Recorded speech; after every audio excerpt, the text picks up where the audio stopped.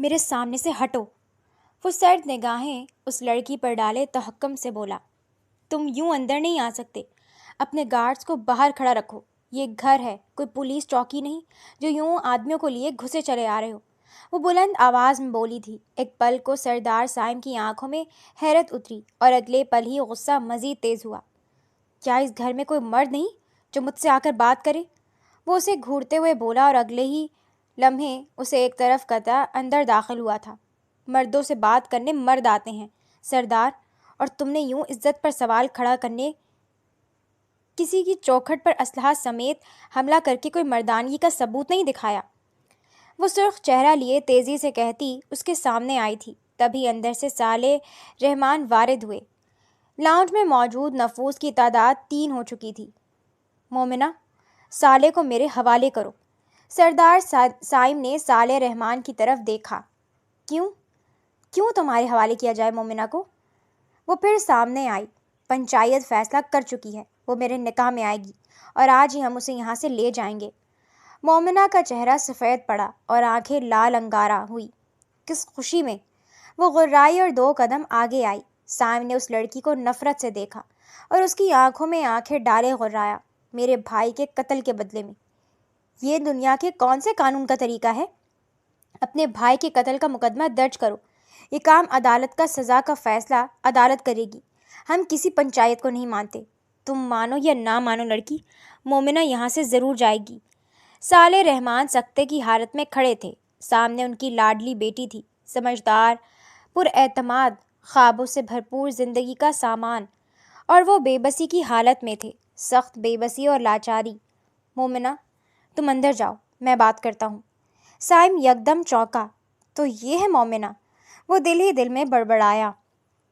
درمیانہ متناسب قد، جسم، گندمی رنگت اور تیکھے نقوش والی وہ لڑکی پیاری تھی، مگر اسے امتیاز اس کی ظاہری حالت نے نہیں بخشا تھا۔ اس کی بے خوفی اور نڈر پن زیادہ خطرناک تھے۔ پاپا، میں اندر نہیں جاؤں گی، اس نے سائم کی آنکھوں میں دیکھتے کہا تھا۔ شافع نے قتل نہیں کیا، وہ صرف 17 سال کا ہے، وہ تو ایک چونٹی کو قتل نہیں کر سکتا۔ اس پر جھوٹا الزام لگا کر تم کیوں ہمارے پیچھے پڑ گئے ہو؟ تمہارا بھائی اور تمہارا چچا زاد، تو جا کر چچا زاد سے حساب لو، وہ شافع سے عمر میں بھی بڑا ہے اور میں اس کی گواہی نہیں دے سکتی، مگر ہماری جان چھوڑو، میرے بھائی کی زندگی برباد مت کرو، وہ ایک معصوم بچہ ہے، وہ قاتل نہیں ہے۔ وہ چیخ رہی تھی، مگر سائم نے ناک پر سے مکھی اڑانے جتنا تکلف بھی نہیں کیا۔ وہ اس کی بات نہیں سن رہا تھا، وہ صالح کی طرف دیکھ رہا تھا جو خاموش کھڑے تھے۔ مومنہ، اندر جاؤ۔ بابا، میں نے کہا اندر جاؤ مومنہ، جاؤ اندر۔ وہ غصے سے دھاڑے تھے۔ مومنہ آنسو ضبط کرتی اندر کی طرف بھاگی تھی۔ سردار، میری بیٹی بہت چھوٹی ہے، کیا کوئی اور گنجائش؟ نہیں، کوئی گنجائش نہیں ہے۔ اگر تم نے نکاح سے انکار کیا تو میں اسے بغیر نکاح کے یہاں سے لے جاؤں گا، اور اس کے بعد جو ہوگا اس کی کوئی گارنٹی نہیں ہے۔ گھٹیا انسان، کیا کہا تم نے؟ ہاں، پھر سے بولو۔ وہ جو وہیں ستون کی آڑ میں کھڑی تھی تاکہ ساری باتیں سن سکے، پہلے منٹ میں ہی وہاں سے نکل کر اس کی طرف لپکی۔ وہ تیزی سے سردار سائم کی طرف بڑھی اور اس کے گریبان کو کھینچتے اس نے زوردار تھپڑ اس کے چہرے پر رسید کیا تھا۔ صالح رحمان یک دم ساکت رہ گئے، خود سردار سائم ایک پل کو ساکت رہ گیا تھا۔ اگلے ہی پل اس نے مومنہ کی کلائی دبوچ لی۔ معاف کریں اسے، یہ چھوٹی ہے بہت، نہ سمجھ ہے، اس کے بدلے میں معافی مانگتا ہوں، یہ خود آپ سے معافی مانگے گی۔ مومنہ، وہ یکدم بوکھلا سے گئے تھے۔ قادر بخش، اندر آؤ۔ وہ وہیں کھڑے کھڑے غرایا۔ اگلے ہی پل اسلحہ بردار محافظ اندر آئے۔ اسے گاڑی میں ڈال دو، اس نے جھٹکے سے اسے ایک طرف دھکیلا۔ وہ بری طرح لڑکھڑائی۔ اس سے پہلے کہ وہ محافظ پر حملہ کرتی، صالح اس طرف لپکے۔ گارڈز نے بندوقیں تان لی۔ میرے بابا کے اوپر سے بندوق ہٹاؤ، وہ چیخی۔ ان میں سے ایک نے اس کی طرف پستول سے اشارہ کیا۔ چلو ہمارے ساتھ۔ میں کہیں نہیں جاؤں گی، سمجھے تم؟ پلیز اس پر رحم کرو، وہ بچی ہے۔ وہ بچی ہے، آپ تو بچے نہیں ہیں۔ بیٹی کو بہادر بنانے کے چکر میں جلد باز، بدتمیز اور ضدی بنا دیا ہے، مگر فکر مت کریں، میں اسے چند دنوں میں تمیز سکھا دوں گا۔ سرد نگاہیں اس کے وجود میں اتارتے وہ وہاں سے جانے لگا تھا۔ سردار سائم، ہمیں ایک موقع دو، ہم بات ختم ہو چکی، اور بات اب صرف میرے بھائی کے قتل تک نہیں رہی، میری عزت تک آ گئی ہے، چلتا ہوں۔ وہ اپنے گارڈز کو اشارہ کرتا باہر لپکا۔ خون خرابے سے بچنا ہے تو کوئی مزاحمت نہیں ہونی چاہیے۔ وہ اسے دھمکاتے ہوئے پکڑ کر گھسیٹتے ہوئے وہاں سے لے جانے لگے۔ وہ چیختے ہوئے مسلسل خود کو بچانے کی کوشش کر رہی تھی۔ صالح رحمان دہائیاں دیتے ان کے پیچھے لپکے تھے، مگر وہ کسی کی ایک نہ سنتے اسے زبردستی گاڑی میں ڈالے وہاں سے لے کر جا چکے تھے۔ صالح رحمان وہیں سر پر ہاتھ رکھے کھڑے رہ گئے، ان کی آنکھیں نم تھیں۔ وہ اسے لے کر چلا گیا۔ وہ اپنی بیوی شابینہ کی طرف دیکھ کر بولے، آنکھوں میں ملال تھا، ہم بے بس ہیں صالح، ہمارا بچہ چھوٹا ہے، کیا اکلوتے بیٹے کو ان کے حوالے کر دیتے؟ وہ نظریں چرا کر بولی تھیں۔ سامنے ہی 17 سالہ شافع بیٹھا تھا۔ اس کے نصیب میں یہی لکھا تھا، پہلے باپ اور پھر ماں کے سائے سے محروم ہوئی، مگر ہم نے اسے حقیقی والدین جتنا ہی پیار دیا، پڑھایا لکھایا۔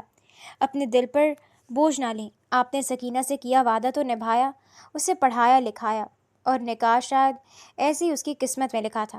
دعا ہے کہ اس شخص کا دل اللہ نرم کرے۔ ونی میں لی گئی بیٹیوں کے لیے کسی کا دل نرم نہیں پڑتا۔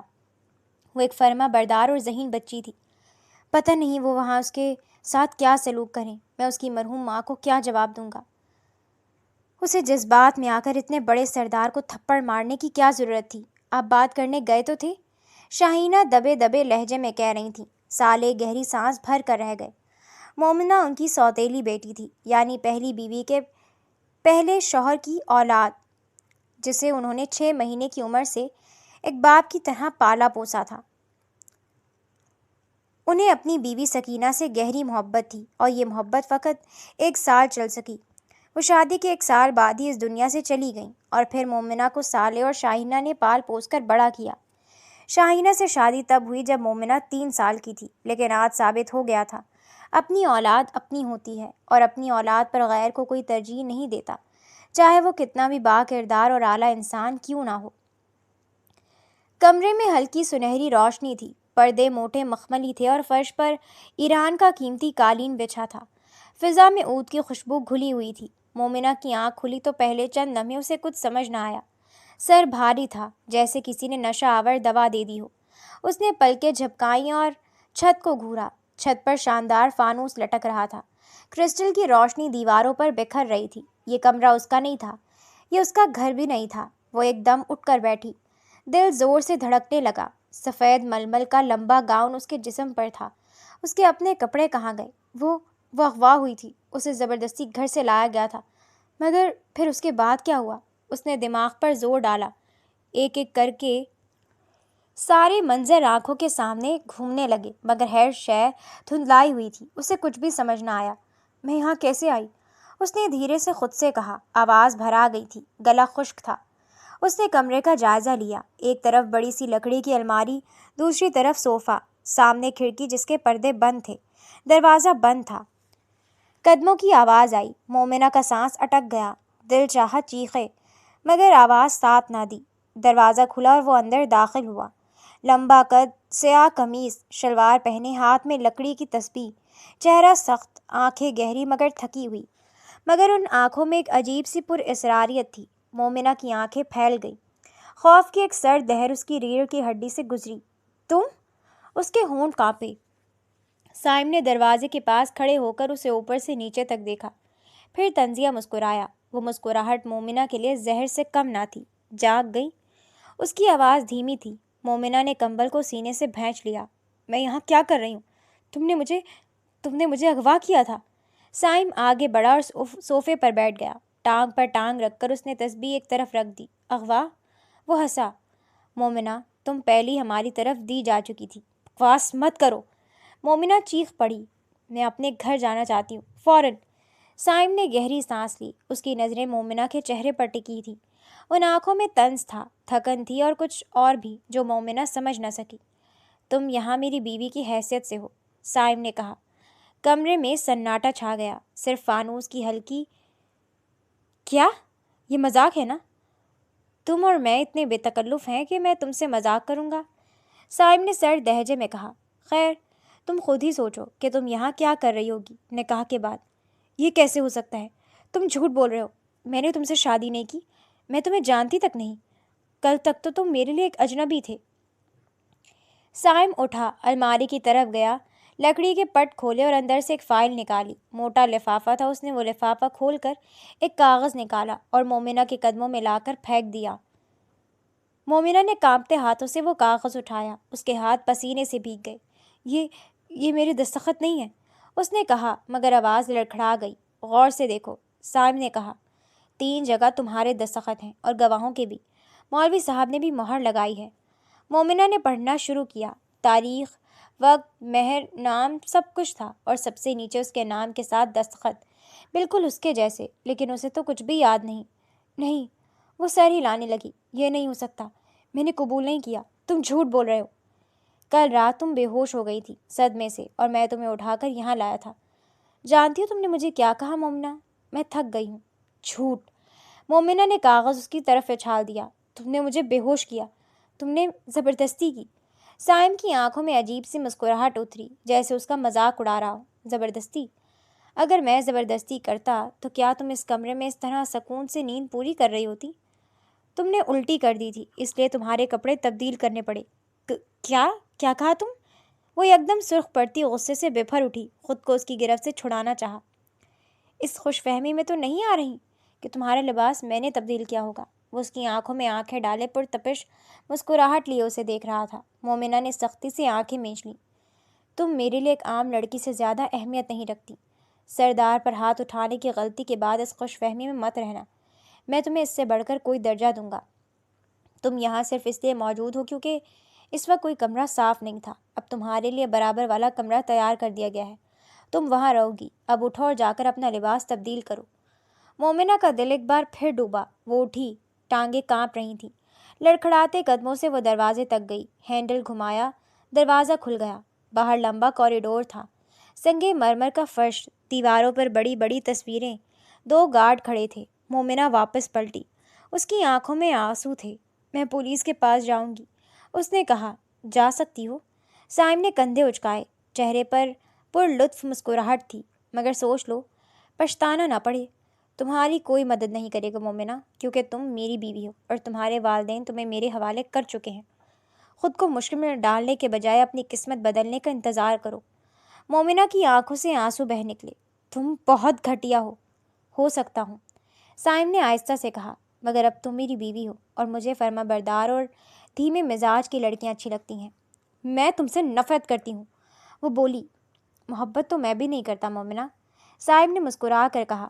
مومنہ ایک پل کو ساکت رہ گئی۔ یہ اتنا پرسکون اور ڈھیٹ کیوں تھا؟ بابا ابھی تک کیوں نہیں آئے؟ وہ بڑبڑائی۔ اگر یہاں کسی نے مجھ پر ظلم کیا یا مجھ پر ہاتھ اٹھانے کی کوشش کی، یہاں اس حویلی میں میرے سوا کوئی نہیں رہتا مومنہ۔ یہ انکشاف سنتے مومنہ یکدم پتھر ہوئی تھی۔ تو پھر تم مجھے یہاں کیوں لائے ہو؟ اپنے کسی کام کے لیے۔ وہ اپنی جگہ سے اٹھا۔ مومنہ دھک سے رہ گئی۔ اس نے سائم کی طرف دیکھا۔ تم مجھ سے کیا چاہتے ہو؟ فی الحال تو کچھ نہیں، باہر جاؤ، وہ اس کی طرف دیکھ سرد مہری سے بولا، تو وہ تیزی سے کمرے سے نکل گئی تھی۔ راہداری میں سر پٹ دوڑتے وہ باہر کے راستے پر بھاگنے لگی تھی۔ بھاگتے بھاگتے قدم تھکنے لگے تو اسے احساس ہوا اس حویلی کی دیواریں اونچی تھیں اور وہ یہاں سے فرار ہو کر بھی کہاں جا سکتی تھی۔ وہ الٹے قدموں واپس لوٹ آئی، اسی کمرے میں جہاں سائم نے اسے بھیجا تھا۔ وہ کمرہ بھی عیش و عشرت کے لوازمات سے بھرپور تھا، لیکن یہ ساری خوابوں سی خوبصورت چیزیں اسے ایک آنکھ نہ بھا رہی تھیں۔ وہ تو اس سوچ میں غم تھی کہ سائم اسے اس خالی حویلی میں کیوں لایا ہے، وہ اس کے ساتھ کیا کرے گا، اس کے مقاصد کیا ہیں۔ اسے خوف محسوس ہوا تھا۔ وہ وہیں دوبک کر بیٹھ گئی۔ اس کے پاس تو کپڑے بھی نہیں تھے، نہ وہ اپنا موبائل ساتھ لا پائی تھی، لیکن اسے یقین تھا بابا اس کے پیچھے یہاں ضرور آئیں گے۔ وہ وہیں بیٹھی رہی۔ وقت گزرتا گیا، ظہر کی اذان ہونے لگی۔ اس نے سائم کو کچھ دیر بعد وہاں سے گزرتے دیکھا۔ وہ گیٹ تک آتے رکا بھی، اس پر ایک سنجیدہ نگاہ ڈالی۔ جلدی تمہیں تمہاری ضرورت کی چیزیں دے دی جائیں گی۔ میں جلد ہی یہاں سے چلی جاؤں گی۔ میرے بابا ضرور آئیں گے، اس لیے مجھے کسی چیز کی ضرورت نہیں۔ انتظار کرتی رہو۔ وہ ہلکا سا مسکرایا، مسکراہٹ میں طنزیہ کاٹ تھی۔ تم مجھ سے کیا چاہتے ہو؟ وہ یکدم غصے سے پوچھنے لگی۔ تمہاری کوک، وہ یک لفظی جواب دے کر اسے وہاں الجھن میں گھیرا چھوڑ کر جا چکا تھا۔ میری کوک، اس کا کیا مطلب ہوا؟ وہ بڑبڑا رہی تھی۔ ایک خوبصورت اور پرشکوہ عمارت کے سامنے اس کی سیاہ گاڑی آ کر رکی۔ اگلے ہی پل گیٹ کھول دیا گیا تھا۔ گاڑی اندر داخل ہوتے ہی جیسے وہاں ایک ہلچل سی مچ گئی تھی۔ اندر ہال میں تمام لوگ جمع ہونے لگے، جس میں بچوں کے علاوہ ہر عمر کے جوان اور بوڑھے لوگ شامل تھے۔ خوش آمدید۔ شکریہ دادو، وہ نرمی سے کہتا ایک صوفے پر جا کر بیٹھ گیا۔ تبھی اس کی سوتیلی ماں سامنے آئی۔ وہ لڑکی کہاں ہے؟ انداز میں بلا کی نفرت تھی۔ میرے نکاح میں ہے وہ فہمیدہ بیگم۔ سبھی جانتے ہیں کہ وہ تمہارے نکاح میں ہیں۔ یہ کہتے ہوئے انہوں نے سامنے کھڑی ایک 30-32 سالہ لڑکی کی طرف بھی دیکھا، جس کا چہرہ ہر تاثر سے عاری تھا۔ وہ چپ چاپ اپنے شوہر یعنی سردار سائم کو دیکھ رہی تھی۔ تم اسے یہاں کیوں نہیں لائے؟ دادو نے آہستہ سے پوچھا۔ یہ معاملہ اتنا سادہ نہیں ہے جتنا دکھائی دیتا ہے، تو میں آپ لوگوں سے یہی توقع کرتا ہوں کہ فی الحال اس معاملے کا پیچھا چھوڑ دیں۔ وہ لڑکی ہمارے پاس ہے، مگر میں اسے یہاں نہیں لا سکتا۔ کیوں نہیں لا سکتے؟ کہیں تمہاری نیت تو خراب نہیں ہوگی نکاح کے بعد؟ ہاں بولو۔ اگر تم میں ذرا بھی احساس ہوتا تو تم ایک دن نہیں لگاتے اس کی چمڑی ادھیڑ دینے میں۔ چمڑیاں ہی دینا باقی رہ گیا میرے لیے۔ کیا اتنا کافی نہیں ہے کہ وہ میں ہمارے پاس ہے؟ نہیں، اتنا کافی نہیں ہے۔ اصل وارث میں ہوں۔ وہ میرا بیٹا تھا۔ اس کے قاتلوں کو میرے سامنے لایا جائے۔ تم کون ہوتے ہو فیصلہ کرنے والے؟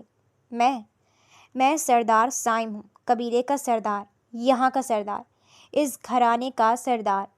وہ پرسکون انداز میں کہتا وہاں سے اٹھا اور سب پر ایک طائرانہ نگاہ ڈالی۔ میرے پاس اس روز کی CCTV اور ساری تفصیلات موجود ہیں۔ گولیاں دائم نے چلائی تھیں اور وہ لوگ اس وقت نہتے تھے۔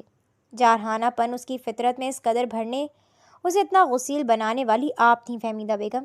آپ نے کبھی یہ نہیں سوچا کہ وہ ایک جوان لڑکا ہے جس کی زندگی صرف ضد، غصہ اور من مانی پر نہیں چلتی۔ ٹھیک ہے، سرداروں کے گھر کا لڑکا تھا، مگر ساری دنیا میں ہماری سرداری نہیں چلتی نا۔ ساری دنیا کو ہم اپنی انگلی پر نہیں نچا سکتے۔ آپ نے اسے کبھی یہ سیکھ ہی نہیں دی کہ قبیلے سے باہر نکل کر کیسے رہنا ہے۔ آپ تو ماں تھیں، آپ کا لاڈلا اکلوتا بیٹا تھا نا۔ جسے آپ میری جگہ سرداری سونپنا چاہتی تھیں تو آپ اسے ایک سردار بننے کی تربیت دیتی، مگر آپ نے اسے ایک ایسا فرد بنا دیا جس کا غصہ ہی اس کا دشمن بن گیا۔ اس قتل کا ذمہ دار صرف ایک شخص نہیں ہے، صرف وہ 2 لوگ بھی نہیں، آپ بھی ہیں فہمیدہ بیگم۔ آپ بھی اس قتل میں برابر کی شریک ہیں۔ اور ہاں، صرف آپ نے اپنا بیٹا نہیں کھویا، میں نے اپنا بھائی بھی کھویا ہے۔ وہ بھائی جسے آپ نے یقین دلایا کہ میں اس کا دشمن ہوں، مگر میں کبھی اس کا دشمن نہیں تھا۔ وہ میرا اکلوتا چھوٹا بھائی تھا، میرا واحد خونی رشتہ۔ وہ بڑے ضبط سے کہہ رہا تھا۔ اس کی آنکھیں سرخ تھیں اور لہجہ بھیگا ہوا تھا۔ ہال میں خاموشی چھائی ہوئی تھی۔ وہ وہاں سے اٹھ کر اپنے کمرے کی جانب بڑھ گیا۔ آپ ٹھیک ہیں؟ ہاں سویرا، میں ٹھیک ہوں، وہ نرمی سے بولا اور نگاہیں سامنے لگی تصویر پر ٹکا دیں جس میں وہ اور سویرا عروسی ملبوسات میں بہت خوش دکھائی دے رہے تھے۔ آپ کو کبھی ایسے نہیں دیکھا؟ وہ جھجکتے ہوئے بولی۔ ہاں، شاید اتنا برا میں نے کبھی محسوس ہی نہیں کیا پہلے، وہ پلنگ کی پشت سے ٹیک لگاتے ہوئے بولا۔ وہ قریب چلی آئی اور اس کا بھاری ہاتھ اپنے ہاتھوں میں لے کر سہلایا۔ وہ اسے دیکھنے لگا۔ وہ اس کی بیوی تھی جو ہر مرحلے پر، ہر منظر میں اس کے ساتھ تھی۔ وہ دھیما سا مسکرا دیا۔ وہ سب تو ہمیشہ سے ایسے ہی ہیں سائم، وہ کبھی نہیں بدلیں گے۔ وہ آپ سے حسد کرتے ہیں، آپ کو پسند نہیں کرتے، آپ کی شخصیت، آپ کی طاقت، آپ کے کردار سے خوف کھاتے ہیں اور نفرت ظاہر کرتے ہیں، لیکن ہمیں فرق نہیں پڑنا چاہیے کیونکہ آپ ہمیشہ سے مضبوط اور مستحکم انسان ہیں، نرم دل اور اچھے انسان۔ تم مجھ سے ناراض نہیں ہو سویرا؟ کیا تم نے سنا نہیں میرے نکاح کا؟ وہ اس کی آنکھوں میں دیکھتے پوچھ رہا تھا، لیکن دل ہی دل میں ایک سکون سا اترا ہوا تھا کیونکہ سامنے کھڑی بندی اس کی کل کائنات تھی۔ سویرا کے چہرے پر ایک رنگ آیا تو ایک گیا۔ اس کا ہاتھ کانپ اٹھا، پلکیں آنسو سمیٹنے کو بار بار جھپکنے لگی۔ کئی پل خاموش رہی، پھر بڑی مشکل سے بول پائی۔ آپ اپنی نئی بیوی کو ساتھ میری وجہ سے نہیں لائے؟ وہ لب چباتے بولی، آنکھوں کی سطح سرخ ہو رہی تھی۔ سائم نے اس کی طرف دیکھا، پھر نرمی سے مسکرایا اور اسے کھینچ کر نرمی سے اپنے پاس لٹاتے اس کا سر اپنے سینے پر رکھ دیا۔ وہ بے اختیار سسک اٹھی۔ اس کے رونے پر وہ یک دم بے چین ہوا۔ ارے میری جان، میری پیاری بیوی، رو مت پلیز۔ ایسا کچھ نہیں ہے، میں نے کوئی نکاح نہیں کیا کسی سے، وہ جھوٹے کاغذات ہیں، وہ تیزی سے بولا۔ سویرا نے جھٹکے سے گردن اٹھا کر اسے دیکھا۔ آنکھوں میں بے یقینی تھی، حیرت اور بلا کی تاثیر۔ آنسو ہنوز بہہ رہے تھے۔ آئی ایم سیریس مائی لو، آپ سچ کہہ رہے ہیں؟ وہ بولی تو آنکھوں سے آنسو ابھی تک بہہ رہے تھے۔ جھوٹ کیوں بولوں گا، ہاں، مگر وہ لڑکی نہیں جانتی کہ واقعی نکاح نہیں ہوا۔ اگر میں اسے بتا دوں کہ وہ حویلی میں آتے ہی بے ہوش ہو گئی تھی اور اگلے دن ہوش میں آئی تو شاید ہمارے لیے مشکل ہوتی۔ تو میں کچھ وقت اسے یہی سمجھنے دوں گا وہ میرے نکاح میں ہے۔ مجھے لگا تمہیں غلط لگا، وہ صرف سروگیسی کرے گی ہمارے لیے۔ میں نے فیصلہ کر لیا ہے، وہ کہہ کر اسے اپنی جگہ سے اٹھ کر بیٹھنے پر مجبور کر گیا۔ وہ بے یقینی سے اسے دیکھے گئی، جیسے ہنوز یقین نہ آ رہا ہو کہ دونوں باتیں سچ تھیں۔ کیا سوچ رہی ہو؟ وہ مان جائے گی؟ اسے ماننا پڑے گا، میں پوری کوشش کروں گا، لیکن کیا زبردستی کرنا ٹھیک ہوگا؟ کہیں کوئی مسئلہ نہ بن جائے۔ وہ پریشانی سے بولی تھی۔ میں اس سے بات کروں گا، یقین ہے ایسا کچھ نہیں ہوگا۔ آپ جذباتی ہو جاتے ہیں اور سخت بھی۔ کیا ایسا ممکن ہے میں آپ کے ساتھ چلوں؟ سائم، میں اس سے بات کروں گی۔ مجھے یہ منظور نہیں کہ میری بیوی کسی کے آگے منت کرے۔ وہ ایک دم سنجیدہ ہوا۔ لیکن وہ اس کا جسم ہے سائم، اور اس پر صرف اس کا حق ہے نا۔ ہم اسے اپنے فائدے کے لیے یوں ہی استعمال نہیں کر سکتے۔ ہمیں اس کی رضامندی چاہیے۔ شاید وہ میری بات سمجھے۔ وہ ہمیں اولاد جیسی نعمت دے گی، اس کے لیے اگر مجھے اس کی تھوڑی منت بھی کرنی پڑے تو کیا فرق پڑتا ہے؟ اور ویسے بھی آپ کی نیت تو اسے چچا لوگوں سے محفوظ رکھنے کی تھی نا۔ اب میں اس پر کوئی ظلم نہیں کیا، نہ کرنے دیا کسی کو۔ آپ اسے یہاں نہیں لائے، وہ ہمارے خاندان کی قرض دار ہے۔ نہیں سویرا، وہ ہماری قرض دار نہیں ہے۔ ویسے بھی میں جس کا عمل اسی کو سزا پر یقین رکھتا ہوں۔ ہاں، یہ سچ ہے کہ میں اسے محفوظ رکھنا چاہتا تھا، کیونکہ جو بھی ہوا جیسے بھی ہوا میرا بھائی بالکل بے قصور نہیں تھا۔ وہ آہستگی سے بولا۔ اس کی آنکھیں ایک دم تاریک ہوئیں۔ لیکن آپ کو سروگیسی کا خیال کیوں آیا؟ کیونکہ یہ تمہاری خواہش ہے سویرا۔ کیا آپ کو اولاد کی خواہش نہیں؟ وہ ایک دم خفا دکھائی دی۔ سائم نے محبت بھری نظروں سے اسے دیکھا۔ میری جان، اولاد کی خواہش تم سے بڑھ کر نہیں ہے، میرے لیے تم زیادہ ضروری ہو۔ لیکن تمہاری خواہش ہے کہ تم سروگیسی کے ذریعے اولاد چاہتی ہو، تو میں تمہاری خواہش پوری کرنا چاہتا ہوں۔ ہماری کہیں نا۔ وہ مزید خفا ہوئی تو وہ ہنس دیا اور اس کے بال سہلائے۔ ٹھیک کہہ رہی ہو میری پگلی، ہماری ہی خواہش۔ وہ ہنستے ہوئے بولا اور اسے اپنے سینے سے لگا گیا۔ وہ اس بھری پڑی دنیا میں اس کا واحد سکون تھی۔ سائم اور سویرا کی شادی کو 9 سال ہو گئے تھے، مگر بچپن میں ہوئے ایک ایکسیڈنٹ کی وجہ سے سویرا کا تولیدی نظام بگڑ چکا تھا، جس کے بعد وہ اولاد پیدا نہیں کر سکتی تھی، اور سائم دوسری شادی کرنا بھی نہیں چاہتا تھا۔ اس لیے سویرا کی خواہش تھی کہ کوئی سروگیٹ مل جائے، اور وہ اکثر اس معاملے میں سائم کو راضی کرنے کی کوشش کرتی رہتی تھی، اور آخر کار سائم نے اس کی خواہش کو پورا کرنے کا فیصلہ کیا تھا، اور وہ کسی کی تلاش میں بھی تھا۔ مگر اچانک اس کے بھائی کا قتل ہو گیا، اور معاملات اس نہج پر آ پہنچے کہ مومنہ بھی ان کی زندگی کا حصہ بن گئی، اور مومنہ کے ملتے اسے اسی پل سویرا کی خواہش پوری کرنے کا وسیلہ بھی مل گیا تھا۔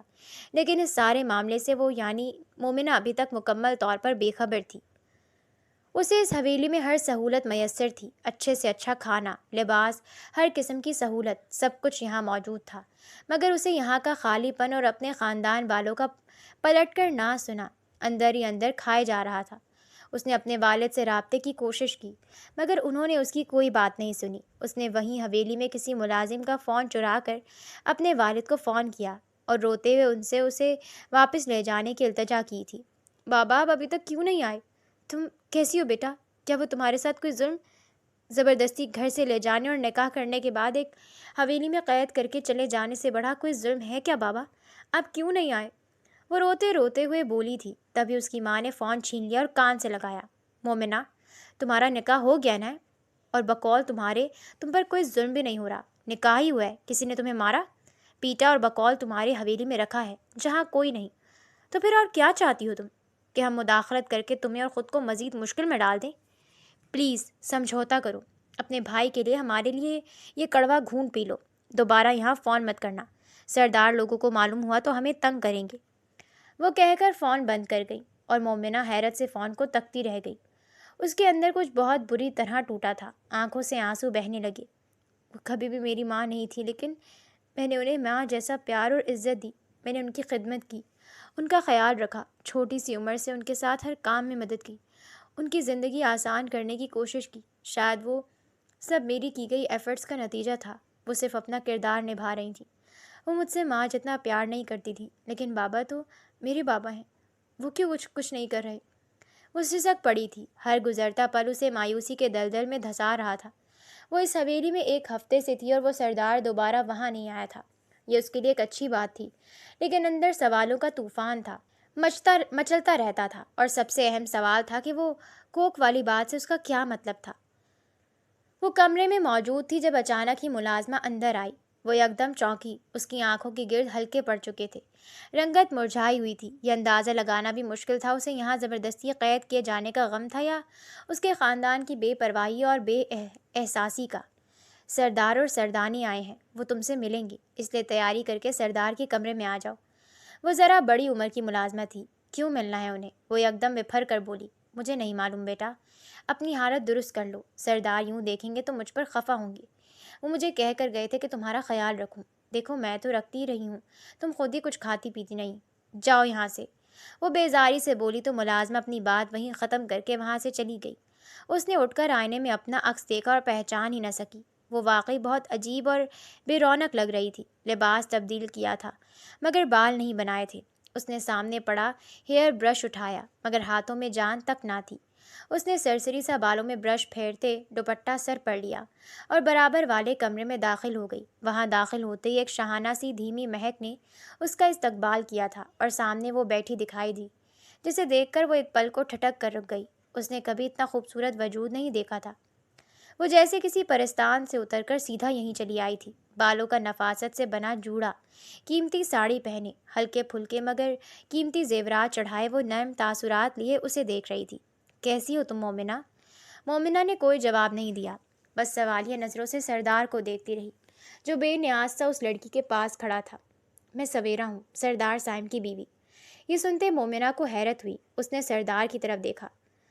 तो क्या वो शादीशुदा था? उसके बावजूद जब आपकी बीवी है तो मुझसे क्यों निकाह किया? वो तुड़क कर पूछा। सरदार साइम और सवेरा ने एक दूसरे की आंखों में देखा। साइम ने फिर कंधे उचकाते सामने देखा। मैं तुम्हारे आगे जवाब दे नहीं हूँ, और हाँ, ये मेरी बीवी है। इससे बात करते हुए अदब व एहतराम का ध्यान रखना। कोई उससे ऊंची आवाज़ या बदतहजीबी का रवैया अपनाए तो मैं उसे माफ़ नहीं करता। इतने जेंटलमैन हैं तो राह चलती लड़की को अगवा करके में रखने की क्या दलील है? बहुत सी दलीलें हैं मोमिना, जिन्हें तुम जल्द ही समझ जाओगी। साइम कुछ कहता है, इससे कबल ही सवेरा अपनी जगह से उठती नरमी से साइम का हाथ दबाकर उसे खामोश रहने का इशारा करते बोली। साइम कुछ पल वही खड़ा तन नज़रों से उसे घूर कर बाहर की जाने बढ़ गया। बैठो मोमिना, प्लीज़ पुरसकून हो जाओ, मैं तुम्हारी पोजीशन समझ सकती हूँ, वो नरमी से बोली। मोमिना कई पल उसे देखती रही, फिर खामोशी से काउच पर जा बैठी। कभी कभार चीज़ें वो नहीं होती जो हमें दिखाई देती हैं। बिल्कुल वैसे ही साइम वैसा मर्द नहीं जैसा वो तुम्हें लग रहा है। वो उसे खामोशी से देखती रही, जैसे उसकी बात का मतलब समझ ना पा रही हो। साइम एक सरदार ज़रूर है, बेशक अपने इलाके में उसका हुक्म चलता है, लेकिन वो इन आम जाबिर मर्दों जैसा नहीं है। वो एक असूल पसंद, ईमानदार और खरा इंसान है, बिल्कुल शीशे जैसा साफ। अगर ऐसा होता तो वो मेरे साथ ऐसा ना करते। अगर वो ऐसा ना करता तो जानती हो क्या होता? सवेरा ने सवाल किया और मोमिना उसे देखती रही। साइम के चचा तायाजाद जो जिरगे के अहम अरकान हैं, वो कभी साइम के फैसलों के हामी नहीं होते। अगर साइम तुम्हें यहाँ ना लाता तो वो अपना वफद भेजते, तुम्हारी शादी ख़ानदान के किसी भी दूसरे मर्द से करवाते और तुम्हें वहाँ ले आते जहाँ साइम का सारा ख़ानदान रहता है, जहाँ मैं रहती हूँ। मैं साइम की बीवी हूँ, वो बीवी जिसे उसने पसंद से निकाह में लिया। मैं उसकी लाडली बीवी हूँ जिस पर वो जान छिड़कता है। मगर जानती हो वहाँ मेरे साथ क्या सलूक होता है? मुझे ज़हनी तौर पर टॉर्चर किया जाता है, क्योंकि साइम के वालिद वफ़ात पा चुके हैं और साइम अपनी वालदा के वतन से, पहली बीवी के वतन से है। पहली बीवी के वफ़ात के बाद साइम ने बहुत मुश्किल से इस हवेली में सरवाइव किया। एक मुस्तकबिल का नन्हा सरदार जिसके सर पर माँ का साया नहीं था, और वो हवेली में लालच और ताकत की हवस में डूबे अपने रिश्तेदारों के बीच घिर कर बड़ा हुआ। साजिशों और हथकंडों से बचता बचाता वो जवान हो गया और अपनी हिफाजत करना भी सीख गया। लेकिन इस सारे सफ़र में उसके दिल का क्या हुआ कोई नहीं जानता। वो बोलती गई और मोमिना खामोशी से सुन रही थी। उसके तासुरात लम्हा बलम्हा बदल रहे थे। वक्त गुजरता गया और वो साइम की ज़िंदगी का एक एक वर्ग पलटते पलटते कहानी के दरमियान अपने किरदार पर आकर ठहर गई थी।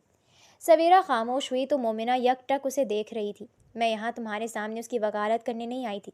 मैं बहुत ज़िद करके कि मैं तुम्हें अपनी और साइम की ज़िंदगी का सच बता सकूं, ताकि तुम साइम से नफ़रत ना करो।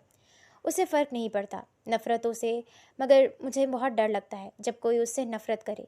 मैं उसे हर बुरे जज्बे से महफूज रखना चाहती हूँ। आप उनसे इतनी मोहब्बत करती हैं, फिर आपने उन्हें मुझसे निकाह करने से क्यों नहीं रोका?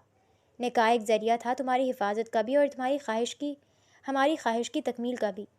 میں تم سے درخواست کر سکتی ہوں، تمہاری منت سماجت بھی کر سکتی ہوں، مگر میں تمہیں مجبور نہیں کر سکتی۔ فیصلہ آخری صرف تمہارا ہوگا۔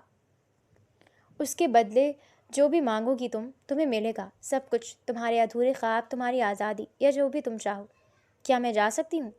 وہ سویرا سے پوچھ رہی تھی۔ سویرا نے اس بات میں گردن ہلائی تو وہ خاموشی سے اٹھ کر کمرے سے نکل گئی۔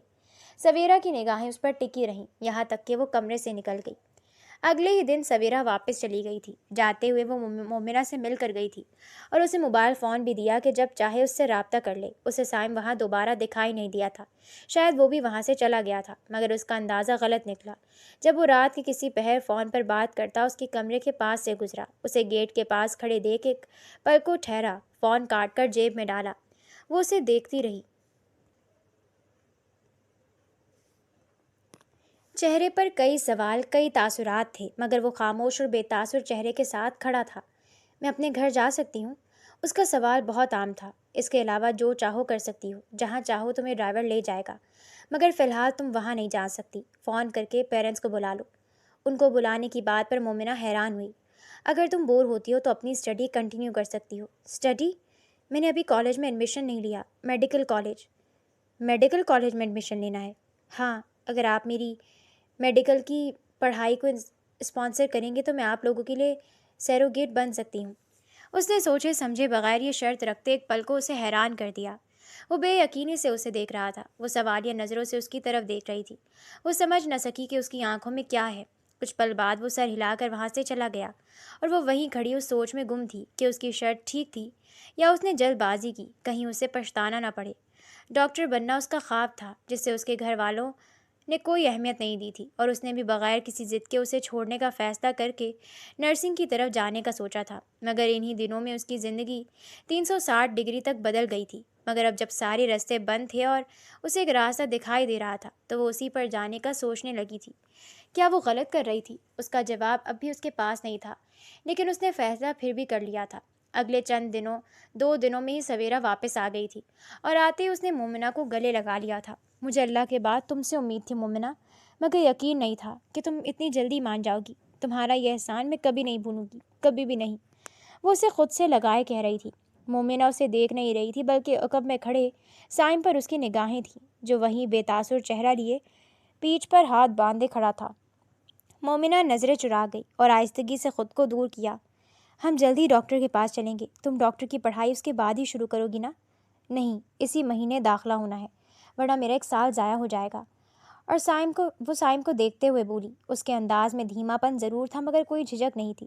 لیکن اس دوران تم پڑھائی کیسے مینج کرو گی؟ میں کر لوں گی، وہ اعتماد سے بولی۔